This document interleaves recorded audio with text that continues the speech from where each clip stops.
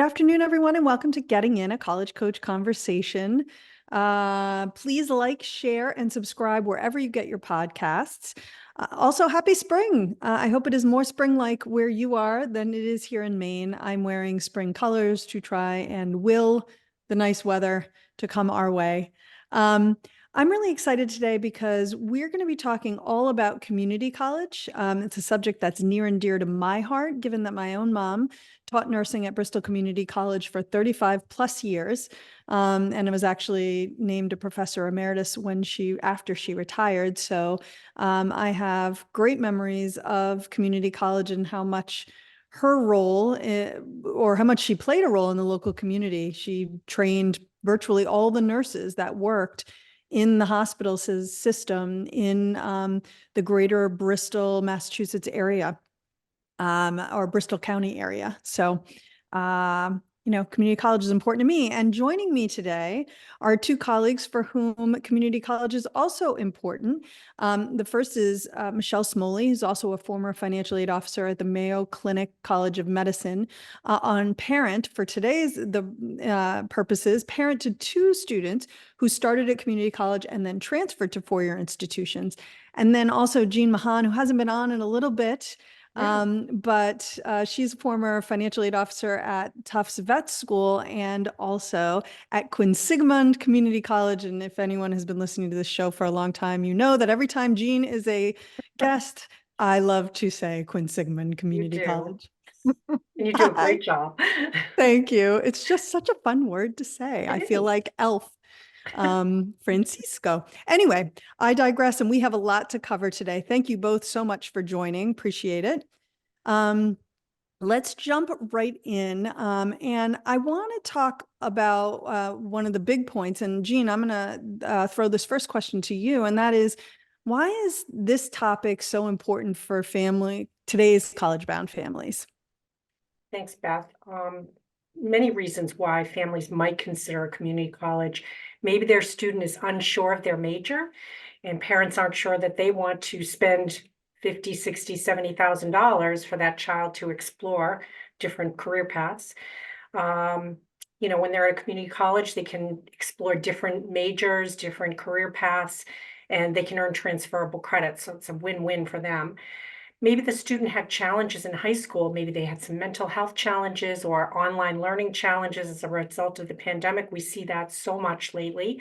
And so this is a great way for them to maybe buff up their academic credits, their academic records, so that they can transfer to another school, maybe get their feet wet. Some students they don't really want a four-year education. They want something that's going to get them career ready right out of the gate. And so there are a lot of different programs that community colleges offer, like in the healthcare field, surgical techs, rad techs, dental hygiene, nursing, engineering, technology. There's just so many different careers that somebody can go for 2 years and go right into the workforce. Right. So that's, really and then Michelle and I will talk a little bit later, but the cost difference is really, I think what attracts a lot of families. Yeah, for sure. I think I've seen all of those different reasons as to reasons why that people would choose the community college path. I know that a lot of the nurses that my mom taught might have been out of high school for a while and were looking to make a career change. And so and that's not really who we typically speak to on this podcast, but I think that's just one other thing that I wanted to throw out there is that for working adults looking to maybe do something different or working in jobs for which they really only need a high school education and the ceiling is a little limited, looking to make a change, community college can be a great way to get that degree, get an associate's degree, get that piece of paper while you're continuing to work. Absolutely. Yeah. Michelle, so tell us as the parent, so all of this is really nice and theoretical, but two of your children chose the community college path. Why? Um, Thanks for having me on, Sure. first, Beth. And as parents that have multiple children, they're very different. And the reason why they chose the community college path was very different. To piggyback off of what Jeanne said, my daughter, for example, learning was always a challenge for her. So we were really looking for, she went to a small high school, so it was a little bit of an easier transition. The community colleges that we looked at had her program. She knew she always wanted to work with children, so she started in early childhood. But we really needed an institution that offered that small class size, low faculty to student ratio, and a campus environment that could help accommodate her needs, along with cost. That was definitely a factor as well. My son, on the other hand, he was always very financially driven and still is. And both of my kids, with me working in higher education, always knew that they had to go to college at some, point, Mhm. and that was never a question. Um, but initially, my son wanted a community college. He did get a football scholarship, so that allowed him to continue that passion that he liked. But he wanted to be out in 2 years. He wanted to get started earning income, and then ended up ultimately changing that decision. But uh, so he went because he could continue to play football. He received a, a smaller scholarship for that. And at that point, he wanted to uh, be able to be done in a couple years. And well, there's a couple things that strike me there. The first is just that he ultimately ended up changing his mind, which I think speaks to Jeanne, what you were saying, where you don't really know for sure what you want to do. You think, and in your son's case, he thought he had a very clear picture of what he wanted to do, which ultimately changed. Not an uncommon thing for all students, especially those who are going to college right out of high school, to change their minds about maybe what they want to study or what they want to do when they grow up. I mean, I always joke that I don't know what I'm doing when I grow up either. So, who are they to know when they're 18, right? Mhm. But the other thing that really struck me, Michelle, was the fact that your son got a football scholarship. And I think that speaks to my next topic that I want to cover, which is the idea that going to community college means that you miss out on all of those typical college things like sports, like living away from home, things like that. And while certainly you can do community college and not have all those things, what can you tell us about the more traditional elements of college that you might find at community college? Because I don't know that I've ever heard of someone getting a scholarship to play football at community college. So Michelle, maybe we could start with you, and Jeanne, you can take it after her. Sure. So we live in the state of Iowa, and the community college that Ryan was actually recruited for to play college, he had the full residential college experience there. The football players, they lived together, they ate together, they studied together.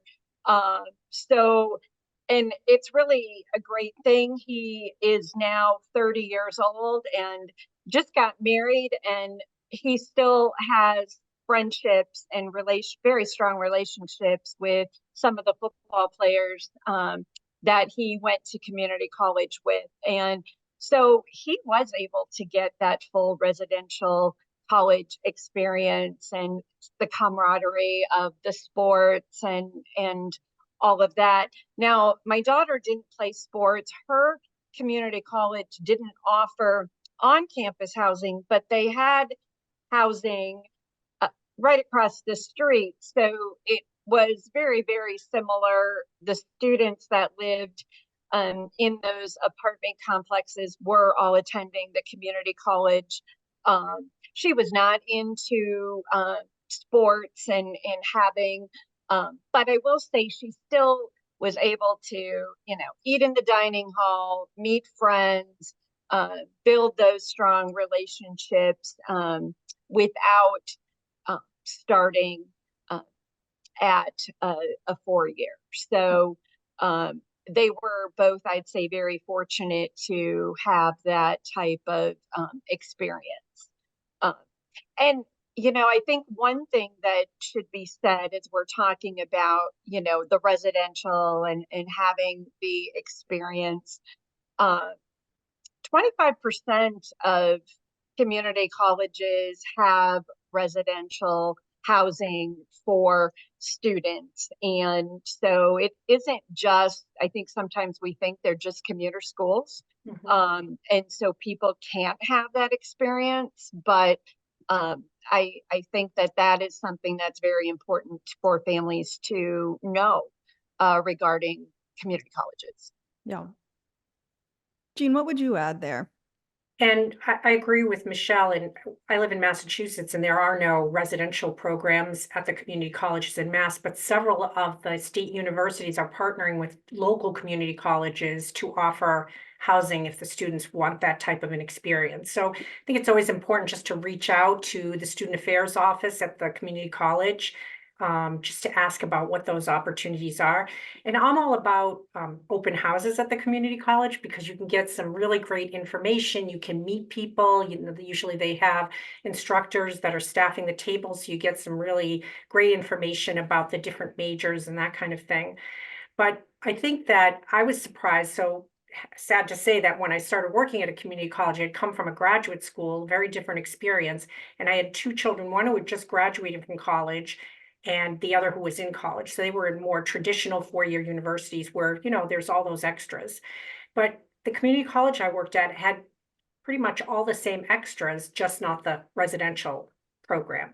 So there was an honor society, there were clubs, different kinds of clubs, for whatever people are interested in, lots and lots of volunteer opportunities.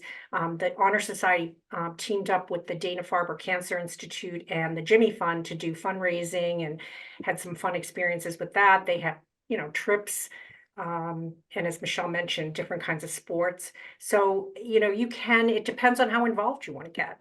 Right. Some kids aren't going to get involved whether they're at a four-year school or a community college, but don't feel like you're going to miss out on those experiences. As Michelle said, you're really meeting people. When you join clubs and that kind of thing, you're meeting people that like the things that you like and feel the same way about things that you do. I also feel like the faculty at community college are really dedicated. Um, they're just available and they're there because they just really love working with that population. There's a lot of different age ranges there. I used to say we have, high school kids who are doing homeschool all the way up to people, senior citizens who are just coming back to maybe get a long hoped for degree. So there's wonderful experiences that you can get just from that intergenerational kind of classroom. So, Yeah. yeah. I mean, when I think about teachers at community college, and when you're in academia, when you're trying to become a tenured professor at a four-year institution, there's typically quite a lot of pressure to publish, to be foremost in your field, to be speakers at different conferences and things like that. And which is not to say that community college professors maybe don't do some of those things, simply that that's not their primary focus. Right. And their focus is really on teaching students. And if that's something you think about or worry about, whether you're a student or a parent of a student, that is kind of, and Michelle, I think it's notable that your daughter chose community college specifically because you felt, or she felt, or both of you felt that she would get more attention there than she would at a four-year college. And I think that is a really important distinction that I often feel like when people think about community college, they think about, well, she or he wasn't strong enough to get into, they weren't strong enough to get into a four-year school. And really there are so many other reasons why people choose that path. And if you are only thinking about it because as a remedial option, I think it's really important to expand your thought process on that, because community colleges do have so much to offer. Yes. And I don't know, we did touch on the whole concept of residential. I don't know. And to what you were saying, Jeanne, here in the Massachusetts, I don't live in Massachusetts anymore, but I feel like I do. I do. In Massachusetts, there aren't any residential community college. You know, Michelle, you mentioned that Ryan was able to live on campus, and how pervasive is that all over the country? Is that becoming more popular to offer housing to students?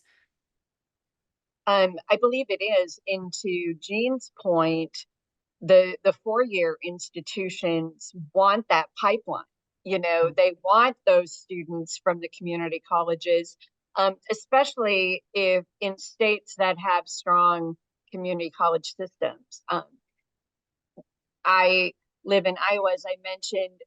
One of the community colleges that's about an hour away from me is like number 13 in the nation for top community colleges, and they offer residential.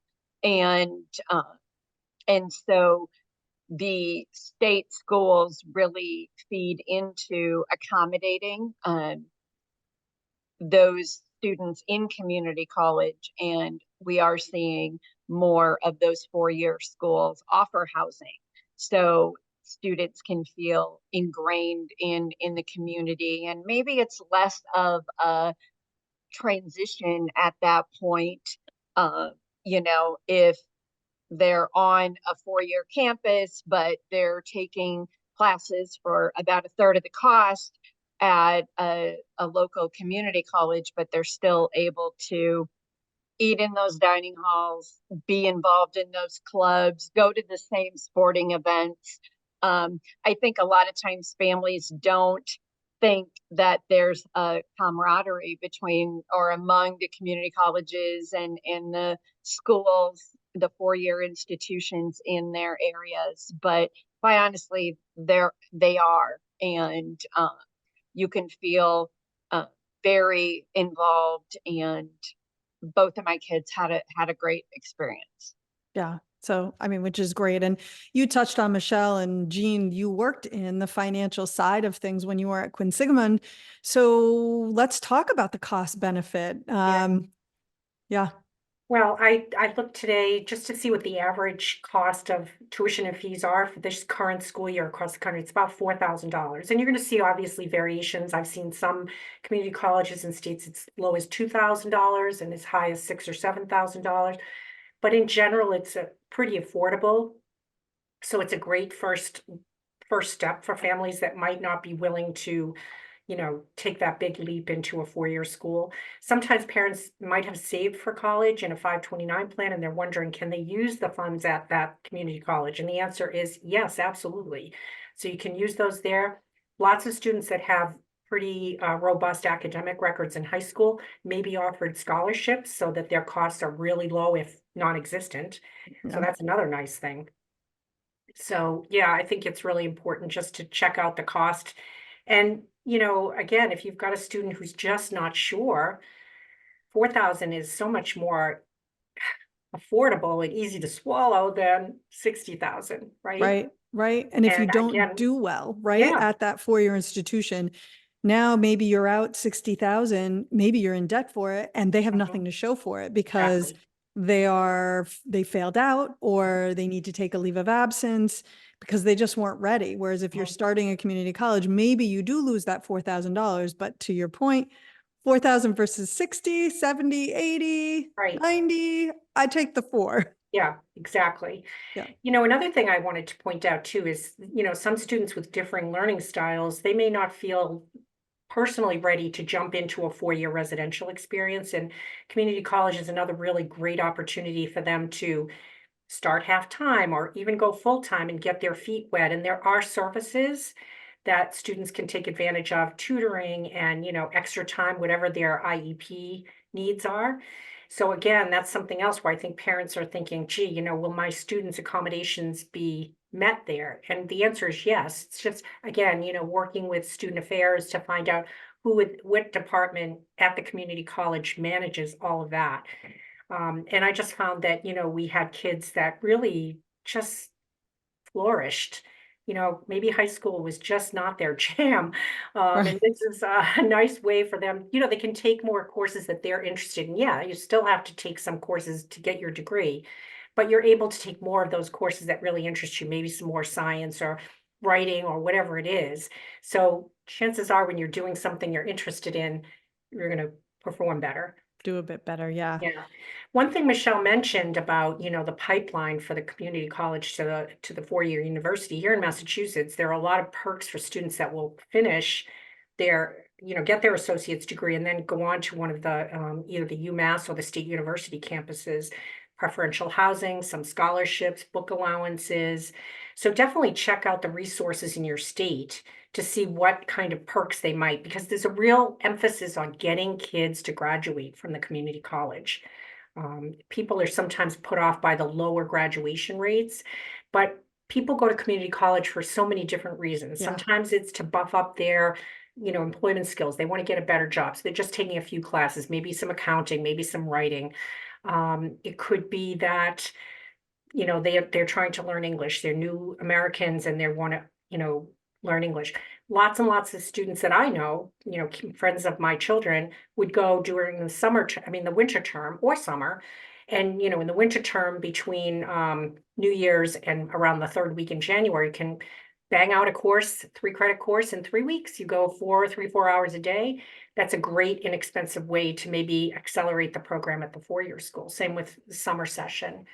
So, it's really a great way to get yourself maybe even through your four-year school faster or a little cheaper. You can take US history for $300 rather than $3,000 at your private school.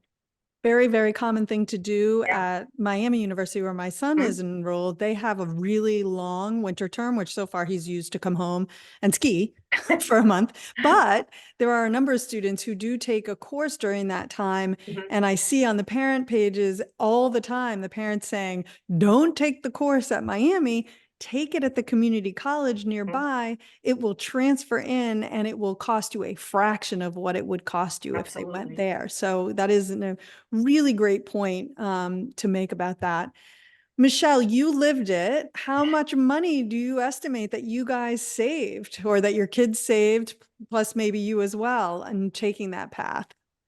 Yeah, so as we, talk about cost and I did have 529 planned funds for each child, but and I was the parent financially responsible for the kids and knowing to help them with school. So we were able to use those funds. Um, both I think both kids, Kirsten transferred to a private school. So she ended up, most of her classes transferred because she ended up wanting to go into special education. So when she transferred, again, she needed a smaller campus. So it was better for her. And that's why we went the private school route for her. Um, my son transferred to the state school and every single credit transferred. He was able to get done in 4 years with really minimal borrowing. When Jeanne talks about the cost of community college, and if we look at the federal student loan limits that students can borrow today, those limits have not changed since I went to college, which, is Yeah. 30 years ago. So we know how the cost has exponentially increased, but those loan limits have not.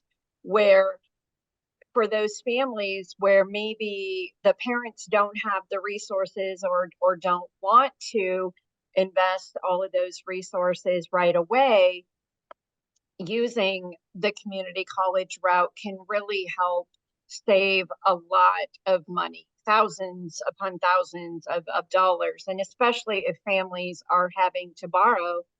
I know in working with families today at College Coach and even talking to them regarding paying student debt,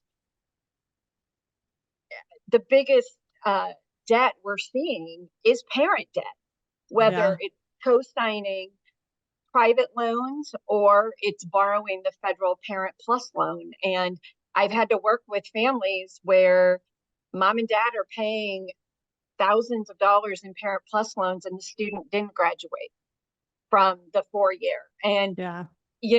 they didn't want to tell their child, no, you can't go to that school, or maybe, you shouldn't go to that school. And I really wish we could kind of get over this stigma a little bit, because I can tell you with my two kids, their 4-year degrees came from their 4-year institution.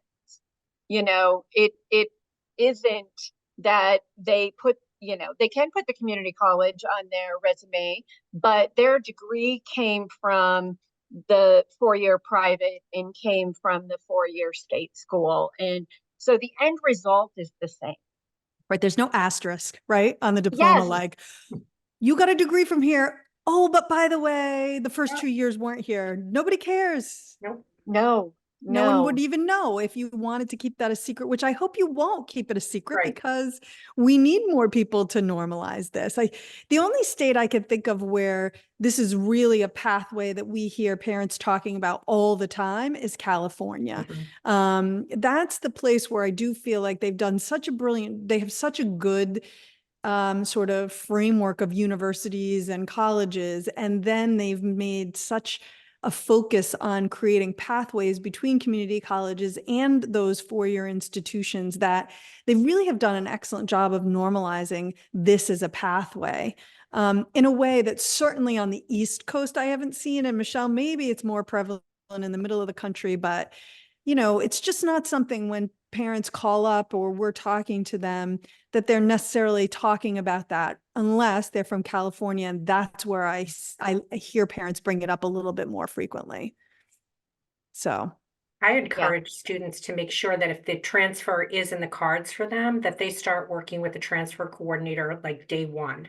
yeah, Because, students might say, I love photography. I'm going to take 4 classes. Well, that's great, but those 4 classes are not necessarily going to transfer for your degree if your degree is going to be in something else.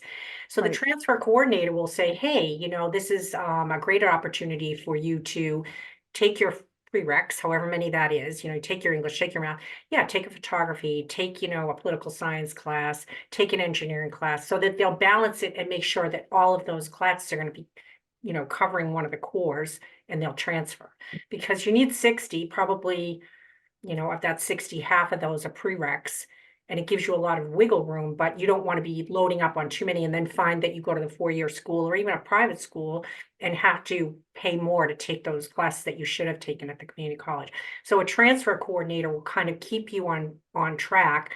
They know what the state universities in your state are looking for, and they're familiar with most of the privates in that area too. Right. Michelle, is that something that you guys made use of or that your kids made use of when they were in the community college?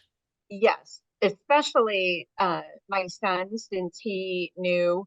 I think he was in an ag business program, which Iowa State is the institution in Iowa to go to for that. So most of the students who were at his community college who wanted to go on to a 4-year degree, they all transferred to Iowa State. And so he and I, would always say, are you working with and he's like, yes, I'm on track. Kirsten, I had to help her a little bit with her credits just because of her learning challenges. And but we worked with the coordinator at the private institution, and I remember the day we sat down and went course by course. And like I said, there was only a couple courses that she took at the community college that didn't transfer, just because she somewhat changed her major. She went from, early childhood to special ed and education. So it took her a little longer to go through school. But yes, we utilized the coordinators, and they were wonderful. And I, couldn't be happier with both of their experiences. And I know they're happy with their decisions too, because what we paid and what they had to borrow, my daughter's a teacher, so she's able to afford her student loan payment Nice. on salary. And like I said, my son was able to, pay his off, right away and with minimal borrowing. And it was just a really good decision all the way around for our family. Nice. When did your son, you said he went with the goal of getting out in 2 years and starting to work. So at what point? Because I think that's also interesting for parents who are worried that if your kids are going to go to community college, that they're only going to get that associate's degree and you really want them to get a 4-year degree. Your son went in solely with the goal of that associate's degree. So what changed and when did that happen for him? I believe it happened towards the end of his first year when, his friends and the other people in the ag business program, they were all making plans to go to Iowa State and they were working on housing. And, and at that point, he realized that he didn't want to play football forever. It wasn't in Well, the he wanted to. yeah, he wasn't going to go to the NFL. Right. He was able to have that experience. And I think the greatest thing about that is he made that decision himself and he came to that conclusion himself that, you know what, Mom, I'm going to go on to get my 4-year degree. And of course, I was doing a happy dance. Not that there's anything wrong. He would have been very successful with the 2-year, but I remember about 5 years ago, him and I were having a conversation, and out of the blue, he said to me, "You know what, Mom? Going to Iowa State was the best decision I ever made in my life."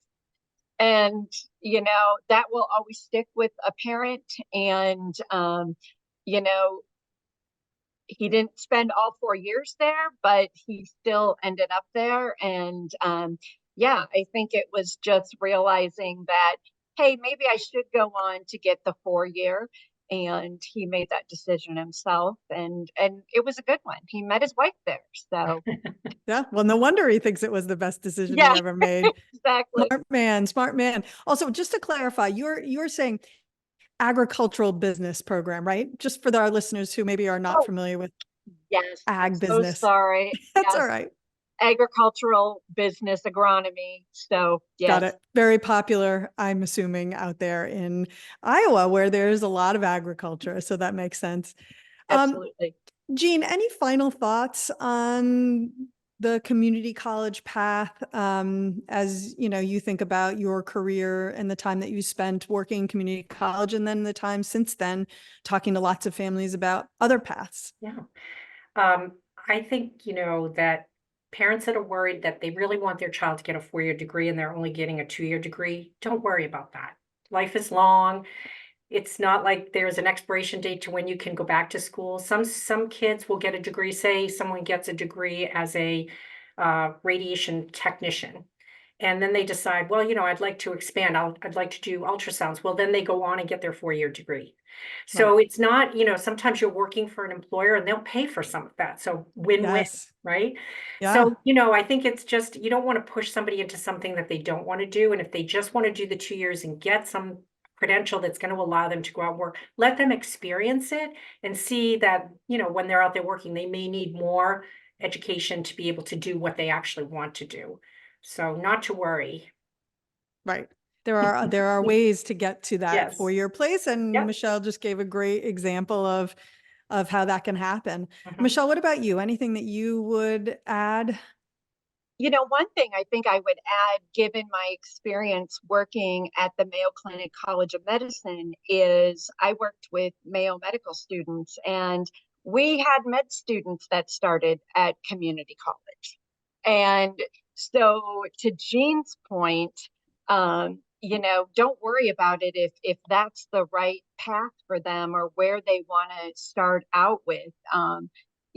Life is about stair steps, and sometimes from a maturity level.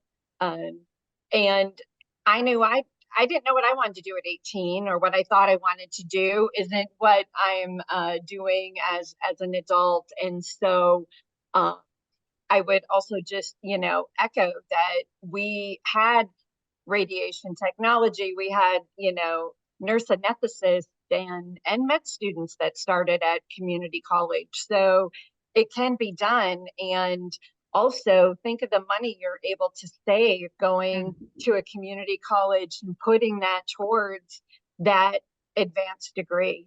It will definitely be a really good return on investment.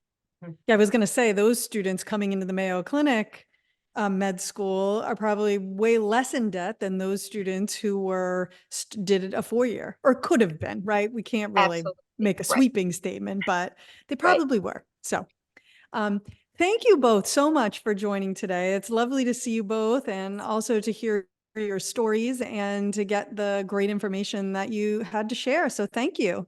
You're welcome. Thanks for having us. Yes, Absolutely. thank you so much. Absolutely. All right, we're going to take a quick break. When we come back, we're going to be talking more about the practical admission side of this. We talked about why you might want to do the community college path. And in the next segment, we're going to talk a little bit more about the how. So don't go away.